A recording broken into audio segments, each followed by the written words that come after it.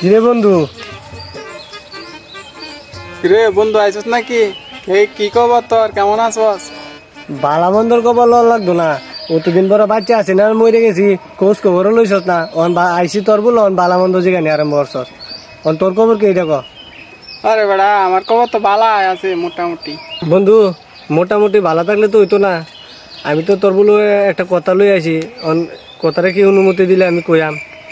হ্যাঁ বেড়া, কিতা কবি কয়ালা বেড়া, এমন কথা আজকে ক, কিতা কবি? ওই সংগ্রামের বছর আগে আমার কাছ থেকে 1000 টাকা হাওলাত নিছিলি বাপের হোটেলে তাকিয়া।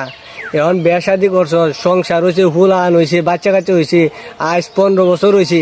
আমার এই 1000 টাকা নিস, এই টাকা দেওয়ার কোনো গন্ধই হাইতাছে না। আরে বন্ধু, কথা তো ঠিক কইছস বেড়া। মানে টিয়া পয়সা দিছি না, নিজের সরম কিতা কইতাম বেড়া। আসি ঝামেলার মধ্যে, অনে 3000 টাকা তো আগে দিসলি, অনে আর 500 টাকা দি পরে যা কয়েকটা দিন যাক, পরে তোর দিলাম নে বাসাও করিয়া।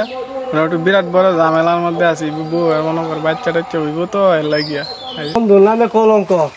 1000 টাকা নিছ দিতারস না, আর 500 টাকা হাওলাত চাইতেছ, শরম করে না? হুলান তো বোর করে নিতে তাও সিজার করে সব টাকা করতে পাইর। বন্ধুর কলঙ্ক নেই।